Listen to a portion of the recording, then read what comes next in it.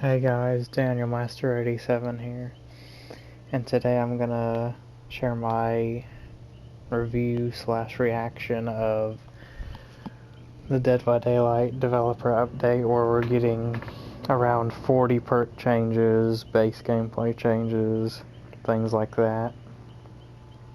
Let's go ahead and get into it. First, the prestige changes. They're finally doing something about the grind.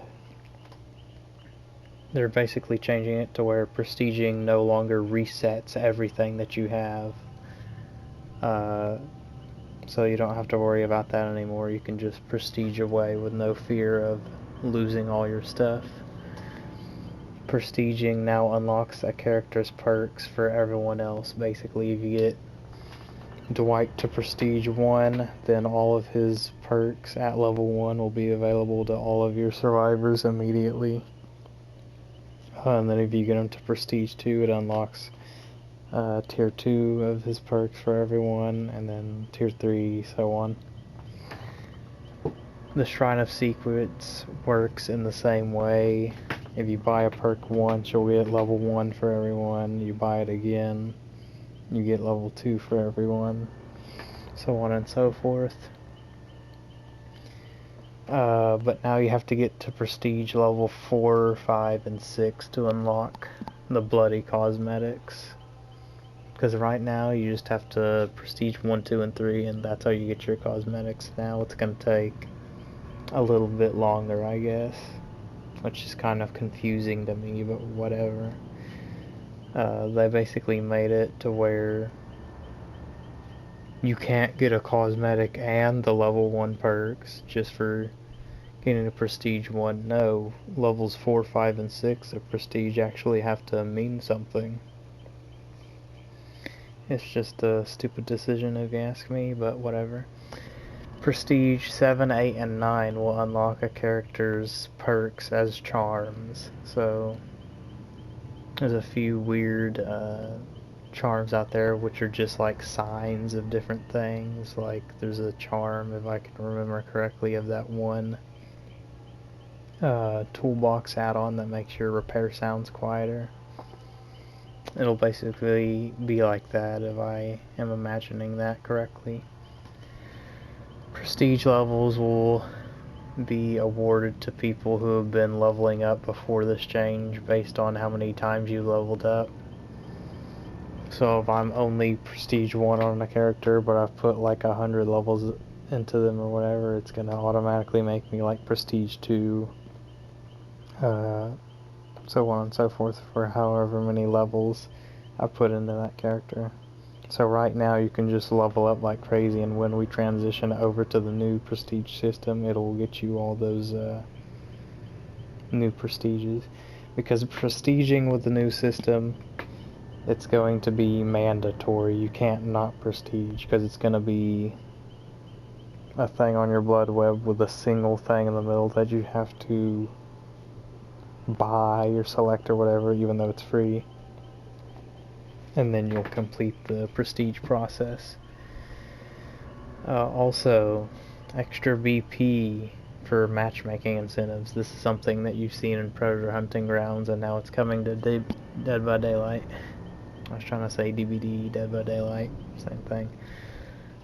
Ideally, it's going to be on Killer all of the freaking time, because nobody wants to play Killer in this trash game that's not balanced for it.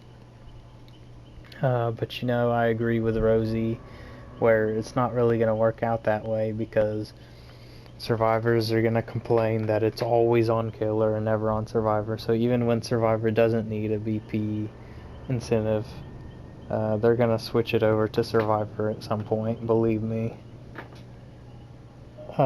And this BP incentive will not work if you're turning crossplay off, because the dev said that people could manipulate it, whatever that means. So just keep your crossplay turned on like I always do.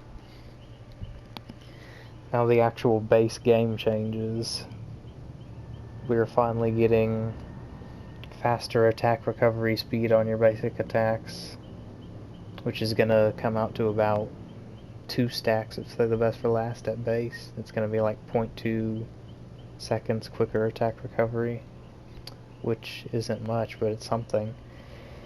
And then survivors will also get less sprint burst whenever they get hit by the killer. Right now I think it's like 2 seconds of sprint burst after you get hit. Now I believe it's going to be 1.8 seconds or something like that. So slightly shorter sprint burst that you can't just use to hold forward to the freaking other side of the map, hopefully. One of the biggest things, it now takes 90 seconds for one survivor to do a gen instead of 80. And I don't think this was a drastic enough change. I think gens are barely gonna go slower. Like, it's not even gonna be noticeable, if you ask me. Because right now the gens are already on a freaking crazy train, out of control, off the rails, and you can't really stop it as killer a lot of the time. Kicking walls and pallets will be faster. I forgot to... There's some of these I have numbers on and some of them I don't, but you get the general idea because I want to go through these kind of quick. So yeah, kicking walls and pallets is faster, thank God. And kicking a gen as well, I think. And when you actually kick a gen, it's not like usual where it just starts regressing and that's all you get. It's gonna do 2.5% regression on that gen when you kick it. Which is barely breaking even if a survivor just comes behind you and taps it. But it's something. We definitely needed that for a while. I would like to see that number up to like 5% or 10% so a survivor can't just come behind you and tap it over and over again. Bloodlust, it's actually getting buffed, which is surprising because whiny survivor mains want it taken out of the game because they think it rewards the killer for losing. No, it's to fix freaking bad game design, and it's something the killer should probably just have in general. Like, the killer's committing to the long chase, he needs to get something for that, especially when it's going to cost him 2 gens. So Bloodlust 1 is staying the same. You get it after 15 seconds of being in a chase with someone. It gets you 5% more movement speed, and you still get 5% additional movement speed per level of Bloodlust that you got. Except Bloodlust 2 is now going to activate at 25 seconds and Bloodlust 3 at 35 seconds. So instead of it being 15 seconds each time, now it's only going to need 10 more seconds before going up to the next level of Bloodlust, which is exciting. And hopefully, as the developers are hoping, killers won't have to rely on that crap, and it'll only occur with like baby killers and stuff like that. Even though there are still loops in the game where you can get to Bloodlust tier 3 and you still can't catch the survivor at the pallet because it's a god pallet. At base, now survivors are going to be getting 5 seconds of endurance and 7% haste when they get off the hook. And it's cancelled if a survivor does a conspicuous action, which a conspicuous action is like doing gens, healing, totems, and opening an exit, which is exciting because it used to not count as a conspicuous action. A conspicuous action, in simpler terms, is something that would deactivate DS. So now, and you'll see this later with the DS change, you actually won't be able to touch a gate and still keep your DS. Although that's redundant that I'm saying that because you'll see. So they took away... Oh man.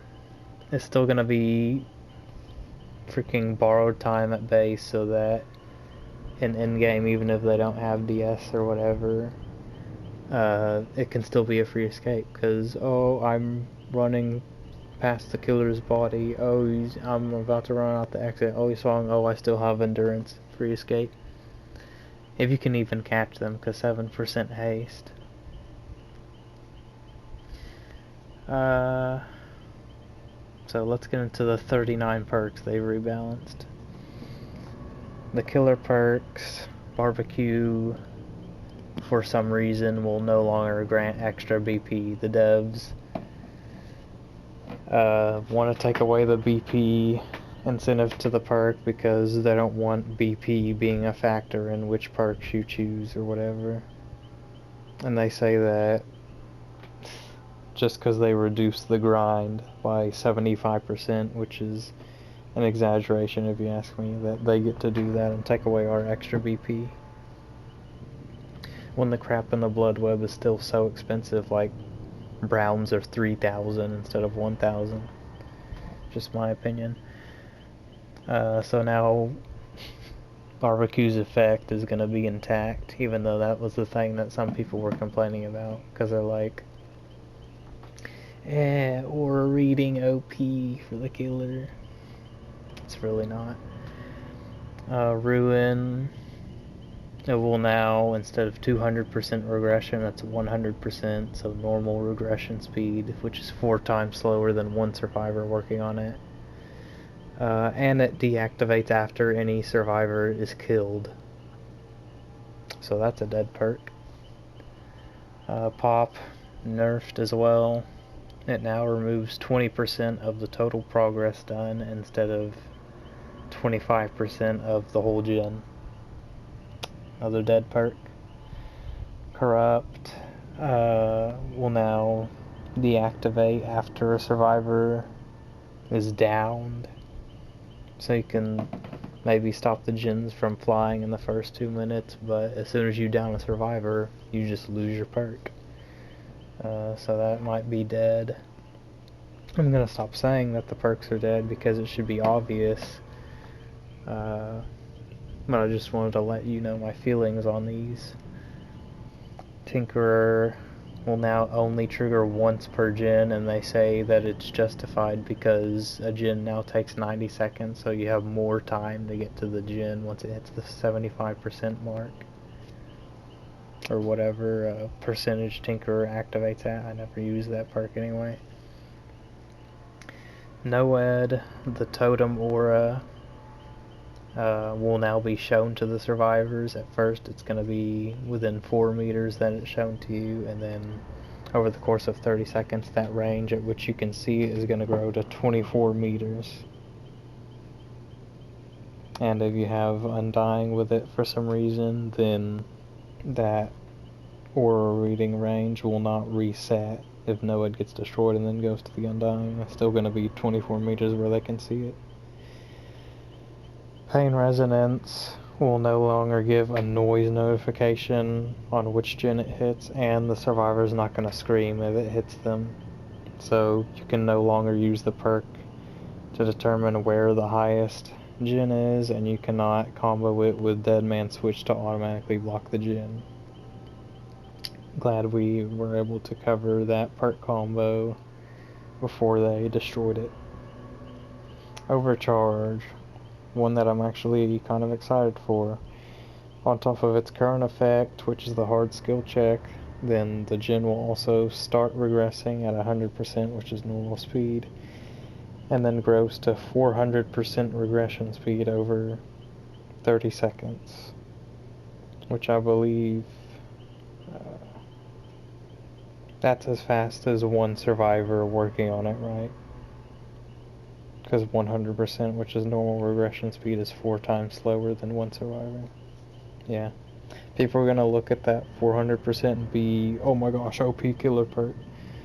But it's just a big number, but they don't actually know the math of the game to see how small that number actually is. Eruption will now regress gens by 10%. Not sure what it was before. I think it was 7%. And the incapacitated status will now last 25 seconds instead of 15, I believe it was. Knockout, on top of its current effects, survivors will crawl 50% slower for 15 seconds, and their recovery speed is reduced by 25%. Now that second part is kind of exciting if you ask me. Like, you could just run that as a perk in general, just for that effect. Chorophobia will now also increase skill check speed by 50%, so kind of an alternative to Huntress Lullaby, I think. Like, the skill checks will actually be faster, so it's going to be hard to hit. Dark Devotion, before it was just activating on hitting an obsession with the basic attack. Now it'll do it when the obsession loses a health state, so alternative attacks will work with that perk now. Jolt, instead of causing the explosion to do an instant regression, it will now just regress the generators when you down a survivor. And it has no cooldown. That's what I'm talking about. But the fact that it doesn't do automatic, an automatic percentage whenever you down people kind of takes away from that hype. I'm glad it has no cooldown though, because the devs even said it'll discourage sloppy survivor play where they're just going down every 5 seconds. Lethal Pursuer will now extend the aura reading time of your perks by 2 seconds, not 20. And it's still up for debate whether that's going to cause Lethal Pursuer to be for 11 seconds or if it's going to stay at 9. Yeah. So that's going to be good for barbecue, going to be good for maybe Hangman's Trick and stuff if it has like a lingering effect when it's talking about those aura reading perks. Scourge Hook, Gift of Pain. The action speed penalty is increased to 16%. Before it was pretty low, I don't know. I want to say the numbers were doubled.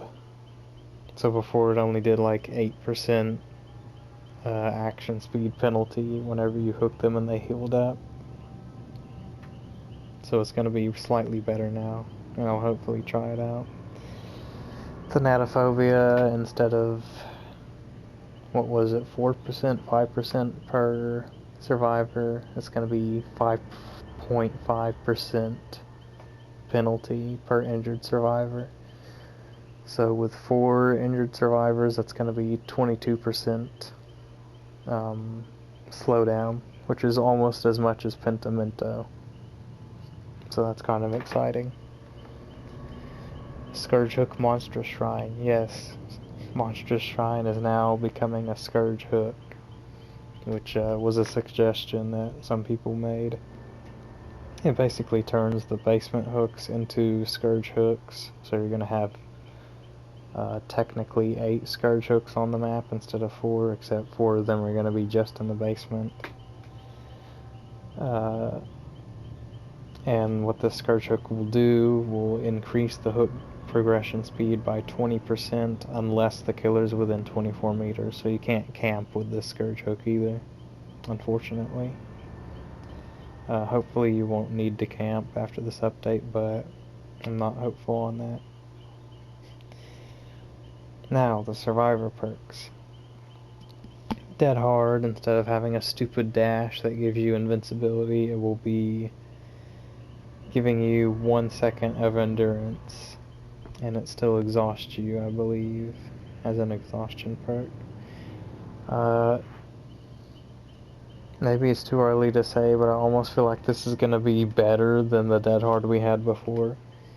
Because with the Dead Hard before, you would swing and miss, and it would just be the miss cooldown. And the survivor would probably make it to a pallet or a window at a loop that you're at, but they wouldn't make it much further than that.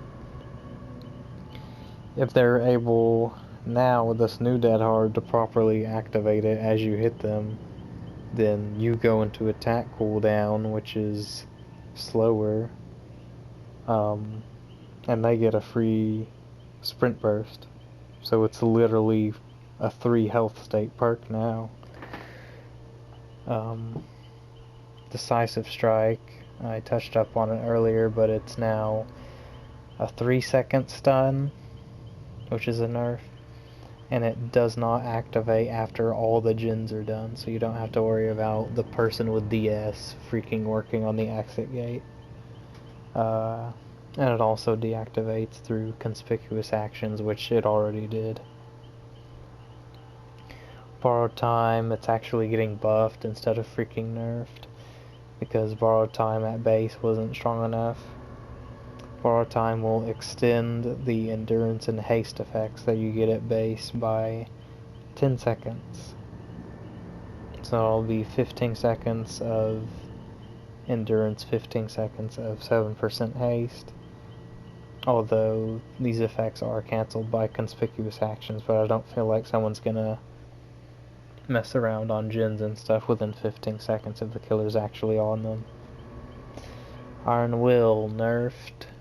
Some people say it's a dead perk. We'll just have to see about that. Because now it will only reduce the grunts of pain by 75% instead of being a straight 0 sound. And it cannot be used while exhausted, so you cannot dead hard or whatever and then still have Iron Will and make you completely silent. That will not happen anymore. Which is interesting that they disable a non-exhaustion perk on the condition that you're exhausted. That's really interesting. Self-care will now be 35% of normal healing speed, so the 50% or 40% self-care speed that we had before is now going to be even worse. And the perk will no longer get that secondary effect of giving you self-heal efficiency, because some people could bring like a med kit and self-care and it would help the efficiency of that item, like not use up its charges as much, if you know what efficiency means in this game, in regards to item duration and stuff like that. Why they would nerf self-care, I have no freaking clue. It's like they're not even taking into account the strength level of the perks at the top. They just saw that for some reason self-care was used a lot at top level, I guess because people couldn't rely on their teammates to heal them, or they wanted to be able to heal themselves so that they weren't a burden to their team, and then they got interrupted and downed and all that. The perk shouldn't have been nerfed at all. That's one thing I'll give survivors, like, why would you nerf this freaking perk? Spine Chill, I could say the same thing about. It's been nerfed, won't activate unless the killer has a direct line of sight of the survivor. So no more getting Spine Chill through walls on indoor maps and stuff like that. And they also reduced the 6% extra vaulting speed, although the 6% increased action speed will apply to everything else, including gens still. And to make sure that Spine Chill isn't flickering on and off all the time like it was before. Which I don't know why that's a problem. They added a thing where it can only light up and become unlighted up on a 0.5 second cooldown or something like that. So a very weird emphasis on that part of the perk. Calm Spirit, now you will do totems and chests silently as well. But those actions will be 30% slower while you've got this perk. Because I guess Calm Spirit would have been OP if those actions were silent and were at the normal speed, I guess. Even though I'm not going to get into it, it's self-explanatory why that's a stupid downside tacked on at the end. Saboteur will now reveal Scourge hooks in yellow, and the devs literally say in their comment accompanying that change that, like, use this to deny the killer their Scourge hooks or whatever. Like, the concept of just denying the killer a freaking hook is presented so casually to the survivors. But that's a nice change, I guess. Botany Knowledge is the freaking perk, one of the ones that I'm worried about the most with this update. Increases healing speed by 50%, which is nuts. Hopefully it's not going to turn out like old what was the perk? Will Make It. The original Will Make It didn't just apply to healing others, it also applied to healing yourself, so you would be able to self-care in like 3 seconds, 5 seconds, 8 seconds, something like that. If you had Will Make It and you had a medkit. Like, you would be able to heal mid-freaking chase multiple times against the killer. And it was just stupid. I did hear through hearsay, so it's not confirmed, that they probably won't be letting that healing speed apply to you if you're healing yourself with a medkit. I guess they're thinking about what they have done with this perk, if that is true. But to me, you would pair botany knowledge and self-care together to get you like an 85% of normal healing speed. With that 2-perk combo of self-care and botany knowledge. I guess that's what they're going for. Still don't know why self-care needed to be nerfed anyway, but off the record, this is a freaking troublesome perk, to be sure. It's now just the new borrowed time, a way better borrowed time, because it gives you endurance for 80 freaking seconds. That's a minute and 20 seconds until you do a conspicuous action. So at endgame, this is just going to be a 3rd health state for body blocking everyone so that y'all can all get out. Why does it have to last that long? I have no freaking clue. It could last like 30 seconds, it could last like 40 seconds, but 80 seconds? Why? Lucky Break, which I'm kind of excited for, but kind of not because of its implications. You can refill the duration of Lucky Break's timer by healing others. So you can normally right now combo it with Iron Will. Combo Iron Will and Lucky Break together. The killer hits you and you're in the middle of a cornfield or whatever. You completely just disappear off that killer screen because they have no blood, no sound, no scratch marks, no nothing to track you. And then you run away from them, they lose you, you heal up really quick, and you've got probably another use of that perk to go. With this, you're going to have even more uses of that on the condition that you heal others. So we'll have to see if that's... It's probably not going to be broken because Lucky Break Iron Will should be broken right now. It's just no one's using the perk combo, even though it's a really good one if you ask me. We'll have to see about that. Pharmacy, it's actually getting buffed. It used to just guarantee a green medkit on your first chest search. Now it will guarantee a green medkit, which is the best medkit in the game, by the way, on all chest searches while you are injured. So only while you're injured, remember. So we're gonna have to keep in mind how this perk works now when I occasionally throw it into my build. Soul Survivor, on top of all of its current effects, when you're the last survivor alive, it also increases the generator repair speed by 75%, and it increases the gate and hatch action speeds by 50%. So they're actually making it into a perk where, like, hey, you're the last survivor, you still have a chance to get out. Even though survivors do already, because hatch spawns, which is a free escape, then even if the killer closes it, it puts the exit gates on. So if you're escaping that way a lot as survivor, and using keys and stuff to be the last person to get out and escaping that way, this perk is going to be a boon for you now. Distortion. They finally added a way to get tokens back. Every 30 seconds spent in the killer's terror radius will give you back a distortion token. And that might make the perk viable. I almost want to say if the killer meta and chase becomes a lot of like aura reading perks like Nemesis and I'm All Ears and Barbecue and stuff like that.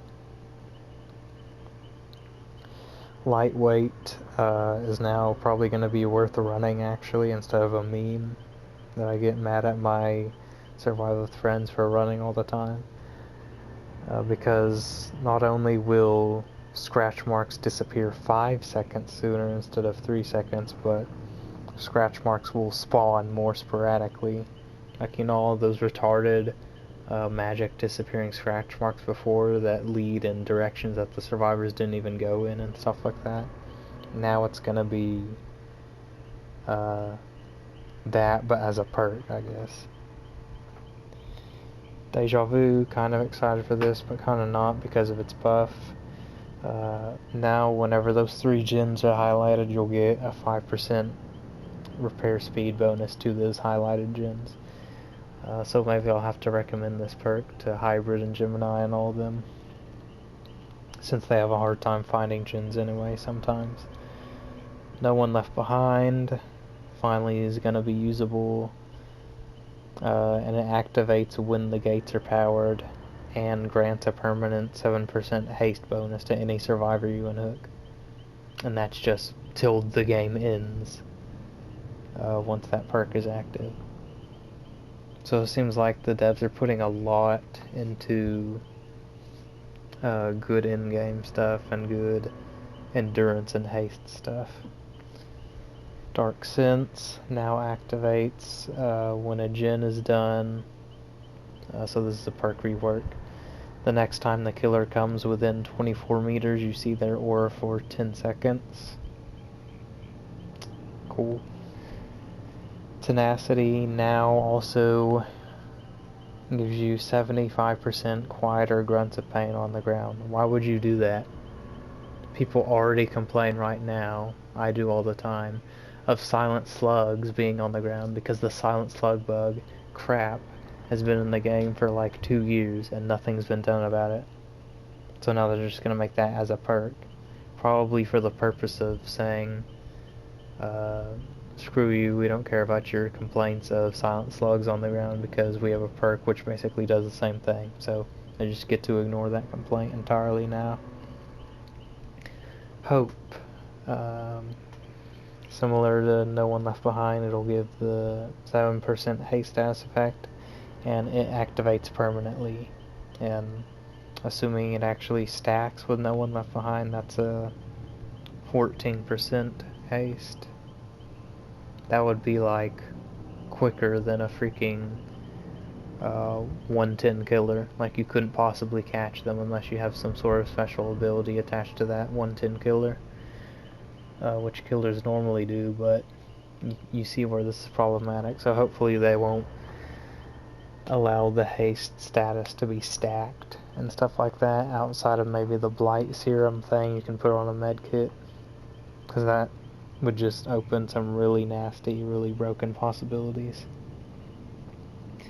Overzealous. If you cleanse a hex totem, you're now going to get double the gen progression speed, so 16% more speed if you cleanse a hex totem. We're going to live forever. Similar to barbecue, they removed the extra BP bonus, and actions before that would give you a token. I mean, they will still give tokens now, but once you've got a token, it activates the perk's secondary effect, which is to give survivors that you've picked up off the ground endurance for 10 seconds. So it's like a reverse soul guard, so definitely gotta recommend that to Hybrid. And that's all the changes for now. So my general thoughts: how could you think that this patch is gonna kill the game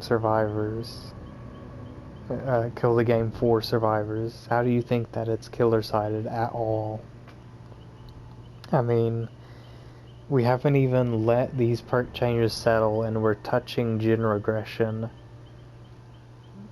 which is going on the assumption that, oh, killers just won't need gen regression or gen defense of any kind to be able to stay in the game and not have it be over in 7 freaking minutes because the survivors rush the gen so fast.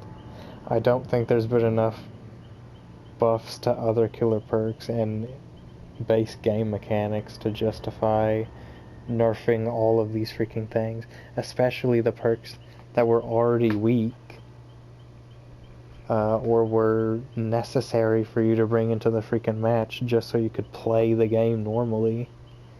It makes no sense to me why they would take away corrupt intervention after you downed one survivor.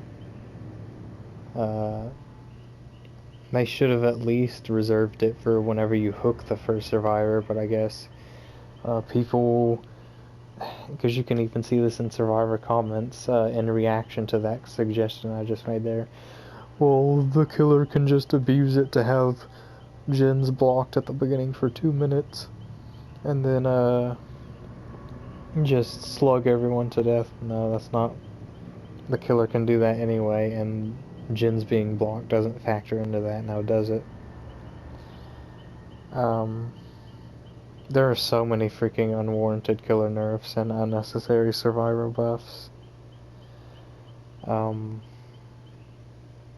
mean, True Talent says it best. We just got over refusing to accept that DS is a free escape in endgame. That's why it doesn't activate in endgame anymore, because it was a free escape before. The killer downs you and you're already crawling out the exit, so you escape, or he picks you up and gets stunned and you escape.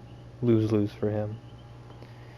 Now they're putting freaking BT off the record, all this crap that gives you endurance, which is the third health state pretty much, and haste and stuff like that. Even some of that given to you at base, which is also gonna be a free escape at the end of the game. How they can't see that, how they're so freaking blind to that, I will never understand. Some of these killer nerfs on these perks are insultingly just annoying. Like, why would you ever run Ruin now? It regresses at normal freaking speed, albeit you don't have to kick the gens yourself, which is a huge waste of time that I guess you save on. Why does it have to deactivate after a survivor is killed? I know there's entitled survivors that have made the argument that, oh, well, if it's a 3v1, then, and you still have Ruin up, you've basically won the game anyway. Maybe at 4 freaking gens left and someone's already out. If it's at 1 gen left and that perk deactivates, you just gave the survivors a huge boon through that downside for no reason at all. Like, who's gonna want to run that freaking perk? It's not even good with Pentimento anymore, I don't think. Just cause you're barely regressing the gens, man. It's 4 times slower than one survivor working on it. Pop, what the heck were they thinking with that? It was already mediocre. Because instead of being cleansable like Ruin, because it's a hex, then it's based on you getting a hook on the survivors, which they're adding tons of stuff in the game that prevents the killer from even getting a hook.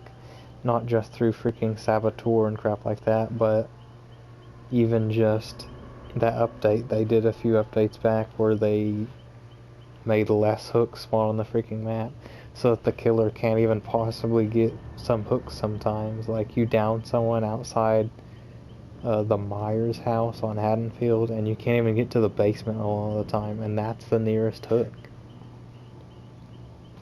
So them nerfing Pain Resonance and Pop and stuff like that, which are based on you getting hooks and lots of them, which you can only do if you're playing really well or the survivors are throwing. It just makes no freaking sense to me.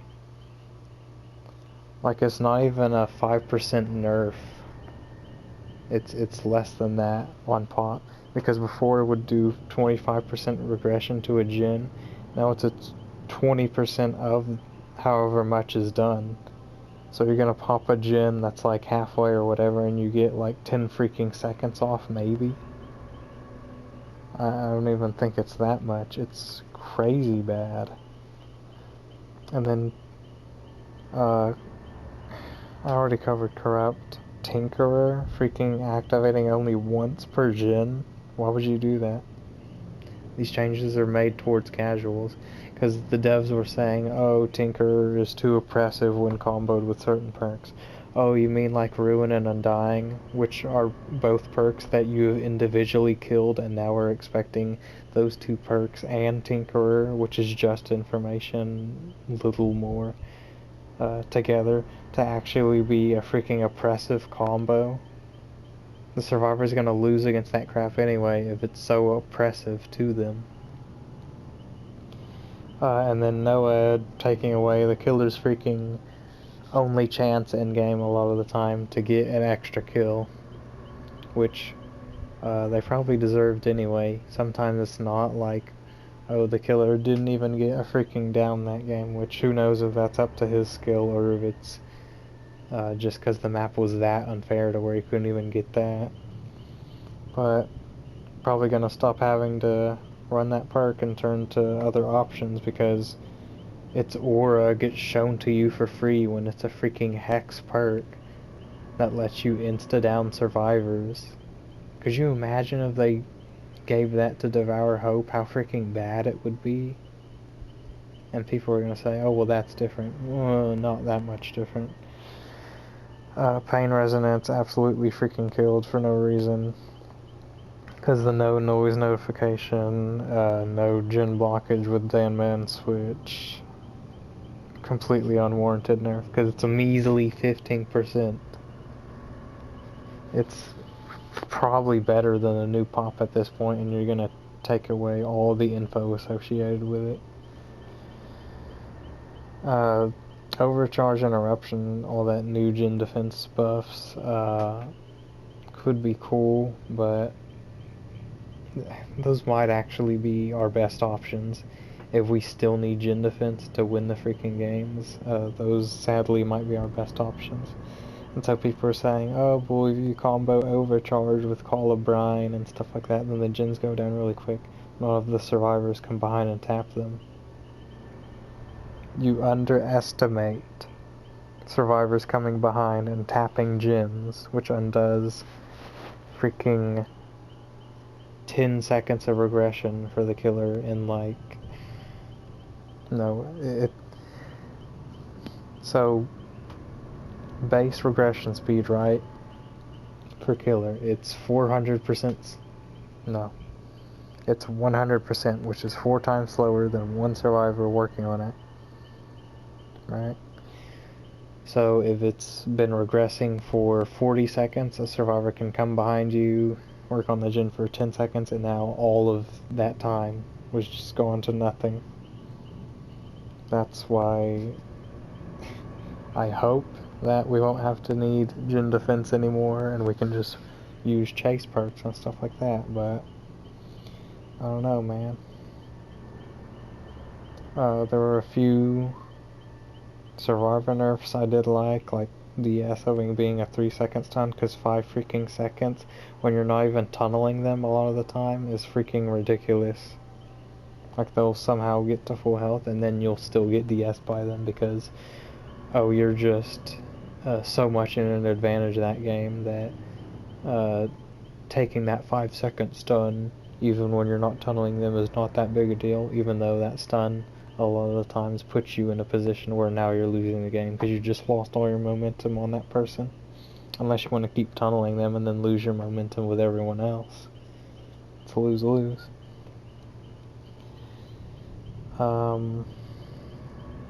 Yeah, there's not much else to say. Hopefully the devs know what they're doing and this doesn't just completely break the game. Hopefully this shake-up of the meta is healthier for the game than it is self-destructive.